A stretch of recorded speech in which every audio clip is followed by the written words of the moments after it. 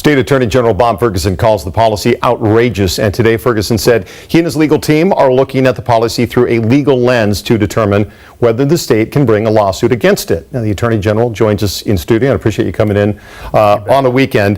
You and the governor sent a letter to the detention center and immigration officials asking some main questions here, and what were they? Well, key information and what we would consider basic information. How many individuals are being held down at SeaTac? When will they be released? When will they be able to know where their children are? Are any children here in Washington State? When will they get their legal rights explained to them? Pretty core questions that we've asked, and we've yet to get detailed answers yet.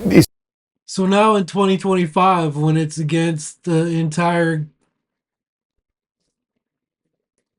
senators and congressmen and women to have the ability to go do on-site inspections of these facilities, the AG himself defers to writing a letter rather than having cohorts go down there and pursue everything that they have been pursuing since President Trump took his second term in office. And yes, I know that this clip that you're currently watching is 7 years old. It seems to be there are two main issues here. You have the separation of the parents and the kids, and then you have a question over space and whether there's really a problem with space, and if there is a lack of space, is that prolonging that separation of parent and child, and is that being done possibly deliberately to dissuade people from coming into this country? Right. Well, I think it's pretty clear this is a deliberate policy. Attorney General Jeff Sessions has made that clear. He says they'll arrest everybody, including, it's worth pointing out, individuals simply seeking asylum. They're fleeing a country where there's violence against their children and gangs. Seeking asylum. They're fleeing a country where there's violence against their children and gangs. They're coming here seeking asylum, yet they're incarcerated and separated from the children and have no idea where their kids are. Explain asylum seekers versus illegal immigrants who are here and the policies and whether they are breaking laws, because that might speak to a different question. You bet. So an asylum seeker, without getting too complicated, is someone who is fleeing. They will be screened, then they will be processed. It goes through their health history, their nation of origin, and most importantly, there's going to be material here that's going to show what their rights are and are not, and also that educates the detainee that they are allowed to self-deport, go home. This facility needs to be shut down. It's unjust, and our governor is harming our people. Isn't that racist to divide them between us as your gardener, your housekeeper, or your babysitter or neighbor? That's pretty stinking racist to believe that only these immigrants, illegal immigrants, asylum seekers from gangs so that they can protect their children are coming to the United States of America, and yet we classify them in Washington as slave labor. Protesters gathering outside Alligator Alcatraz on Sunday, expressing their frustration with Governor Ron DeSantis for allowing the detention center to be constructed. You are right. People of different faiths saying prayers. Looks like a group of Nazis.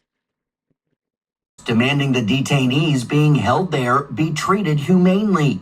Eunice Cho is the senior counsel with the ACLU National Prison Project and the lead attorney on a federal lawsuit calling for detainees to receive due process. She spoke with Local 10's Glenna Milberg on This Week in South Florida. We are hearing stories of officers who are going around the facility pressuring people to sign voluntary removal orders without being able to speak to counsel. We heard a case of an intellectually disabled man being presented with a paper, and he was told that he should sign the paper to get a blanket, and it turned out to be a voluntary departure form, and he was deported very soon after. Are the stories you're hearing firsthand? Do you hear this from attorneys? How are you hearing this information? Well, we're hearing this from attorneys who have spoken to their clients and who have submitted sworn declarations under penalty of perjury to the court with respect to these stories. Is what they're saying. That's what they're met with here. And now we're going to work our way through the processing facilities. There are 3 main facilities. Ladies and gentlemen, the state of Florida and the Trump administration means business. Let's go. We're in one of the 12 or so pods, ultimately service 3,000 detainees. It's like summer camp from hell. Don't want to be in here. Look at this. Including previous administrations, they've actually put people on the floor and done these 3 and 4 months high. We're not doing that here. We have to comply with what's referred to as Florida Jail Model Standards and National Jail Model Standards, which means men and women will be separate. All right? There will be no minors here. The facility is massive, it's pristine, it's brand new. You can see all the way around. Look at this, it's very impressive. They were able to build this in just a matter of hours. It took 8 days without lawsuits and other regulatory problems. They're telling me it would have taken 72 hours to get all of this made. Remember that when there's a pothole on your street that hasn't been filled in 20 years, okay? Yeah. Government can get stuff done when they're motivated. But if somebody needs more thorough examination, then they would come over here. This is actually almost an ED in a box. We do have a place here that we bring in some type of trauma situation to start with. It moves over into X-ray. Look at this. It's crazy. This prison facility is probably better than many of the facilities inside of the countries that these criminal aliens fled. Hey Siri, who was the president during 2014? Here's an answer from Takamabank 2. Barack Obama was the president of the United States from January 20th, 2009 to January 20th, 2017. That says 2014. Own situation in their home. A classic example we're seeing a lot is gangs who are threatening their children. Why would gangs threaten their own children? I think what you mean to say is that gang members are fleeing their country to seek asylum in Washington. Moreover, the United States of America, as asylum seekers, also while being gang members coming into the U.S. So I don't think it's the gang member family threatening the children of that family. I think what you mean to say, Bobby, is that the gang members are leaving their country of origin to bring their gang membership into North America, the United States of America, and you're okay with gang members being in Washington State. And they come to the United States saying, we're seeking asylum to leave a threatening situation. In other words, they're not crossing the border unknowns to us. They simply show up and say, I'm seeking asylum here. Even those individuals, of which we now believe there's many as a couple hundred here at SeaTac in federal prison, are being put in prison and separated from their kids. That's not the way we do it, and it's not humane at all. So is that not what they're doing, is seeking asylum? That would not be construed as breaking the law? Well, the federal government is treating them as if they are criminals, have placed them in prisons, separated them from their children. So there is a woman right down at SeaTac at that federal prison who has not heard from her 11-year-old daughter, if I recall correctly, for about 3 weeks. That is not right. That's not how we should treat someone seeking asylum in this country. We are confronted with a behavioral health crisis. So let me be clear. I'm not here to defend government. I'm here to reform it. And thanks Thank you all for being here. We so appreciate it. And to those who joined me on short notice to be here, Speaker Jenkins, thank you so much for taking time to be here as well. But we appreciate, we won't introduce everybody for obvious reasons, but just really deeply appreciate everybody taking time from their busy schedules to be here today. So let me start by saying that I recently received a letter from U.S. Attorney General Pam Bondi. I sent out 32 letters to mayors around the country, and I believe to 7 governors, telling them you better comply or you're next. We're going to work with our other agencies to cut off their federal funding. We are going to send in law enforcement, just like we did during the LA riots, just like we're doing here in Washington, D.C. And if they're not going to keep their citizens safe, Donald Trump will keep them safe. I think you all have a copy of that. It purports to notify me that Washington State, and these are her words now, has been identified as a so-called sanctuary jurisdiction. So you've used this phrase repeatedly, that we're not going to sacrifice our state's values. You know, we have several instances in this state. I see the chief of the patrol behind you. He just sat front row at sentencing while a man who was sent to prison, an illegal alien, who murdered a Washington State Patrol trooper. He could have been deported multiple times, run-ins with law enforcement, but our sanctuary policies shielded him. He went on to kill Trooper Christopher Gadd. How is that in line with our state's values?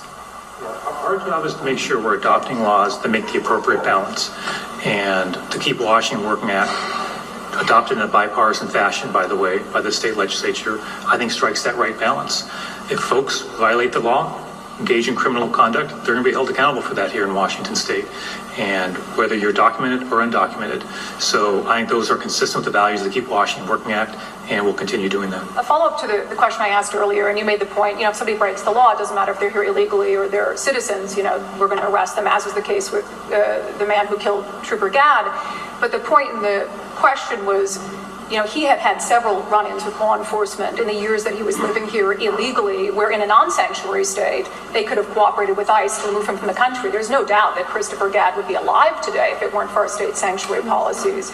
We also had the convicted child rapist who was just released from prison in Spokane out onto the streets, so ICE had to go track him down in the community rather than having an orderly and safe, more safe transfer.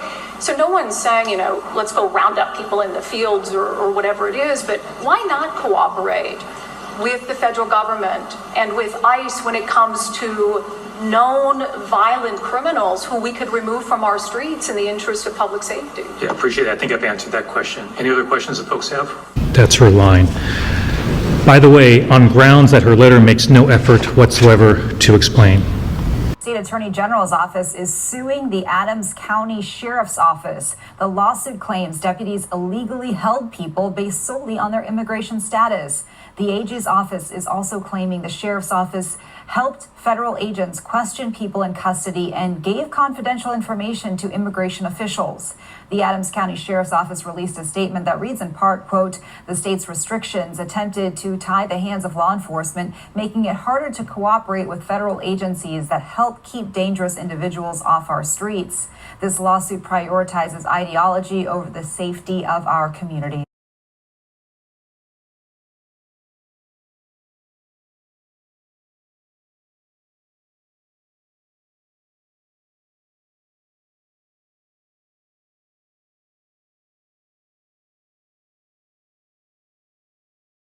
Okay. But I can talk more about the sanctuary stuff if you'd like me to. Yeah, let me play something from the testimony you gave yesterday at a congressional hearing. This is you describing the AG's lawsuit against yourself and the community. You say, Sheriff Wagner, you face legal threats for doing what you're doing. Could you tell us a little bit about that real quickly? Yeah, right now we're being faced with a lawsuit from the Attorney General of Washington State on, in my view, some... They're suing you for trying to uphold the law. What a crazy world we live in. I'm sorry, I didn't mean to interrupt you. How okay. Awful that is. That's okay. No, because it pisses me off. Yeah, I get it. It pisses me off. But the reality is that it's some of the circumstances that have been, it's very political. It's politically driven, and it's unfortunate that we're in that position. because like I said before, we've had a jail that's been closed for 3 years. I'm not housing people. I use outside entities to do that. I don't have the resources and manpower to go out and surround people up out in the fields. Not only that, the other mentioned person that was here earlier, look, we're a small community and I do have the trust of my community. I have a 2/3 Hispanic population in my workforce at the sheriff's office. I have guys that less than 5 years ago, 6 years ago, maybe 10 years ago, that were illegal, got their citizenship, and they work for me. So I understand the process and I understand how these people are affected. The whole fear mongering is coming from both sides, quite frankly, but it does come and it tries to hit our community because we are a Hispanic population of 34%. And there's the truth. That's the truth. And we unfortunately are dealing with a nationwide problem where the border is the southern border, not the northern yet.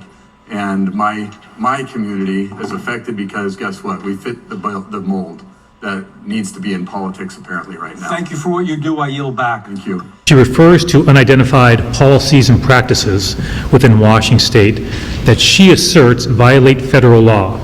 Once again, without any explanation whatsoever. Okay, let's see what we have here. AG Brown is suing an Adams County sheriff for complying with the Trump administration for 2025. It said that the sheriff's office was in compliance prior to, but has now since sided with the Trump administration, and AG Brown is upset. However, when it comes to Bob Ferguson saying that he doesn't know or want to comply with whatever asylum-seeking states or sanctuary states mean by the letter of Pam Bondi, he could reference Nick Brown for the policies that the federal system is enforcing through the Trump administration. Now it says that the American First Legal Organization, founded by Stephen Miller, has a backing for the sheriff's office and sheriff of the lawsuit. They're stating in a press briefing that they're going to be fighting back and combating Washington state illegal sanctuary scheme. So going back to Pam Bondi's letter, the AG and our wonderful, horrible Governor Bob Ferguson, they actually know what Washington state's illegal sanctuary city scheme is. This is from Nick Brown. Washington state has sided with the legislation called Keep Washington Working, which essentially says you're a slave to our state and we will protect you through law enforcement and sanctuary policy. You do not have to worry about being deported from Washington state because the AG, the failed Attorney General, and the corrupt Governor Bob Ferguson are placing and doubling down on their bipartisan support of this legislation law.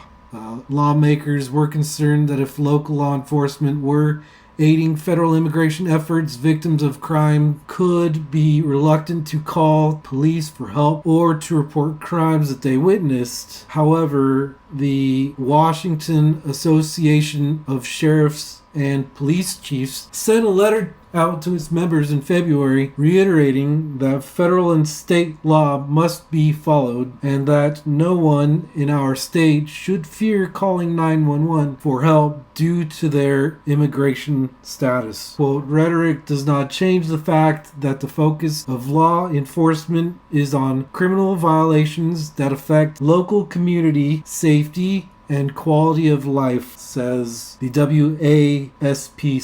There's a clear distinction between the state and federal government's role, the lawsuit says. This is not from WASPC. He and their affiliated office states that the rhetoric does not change the fact that the focus of law enforcement is on criminal violations that protects community safety and quality of life. So, will this go down as a check for the Trump administration? I believe so. It is very concerning that our failing governor tends to side with criminal illegal immigrants.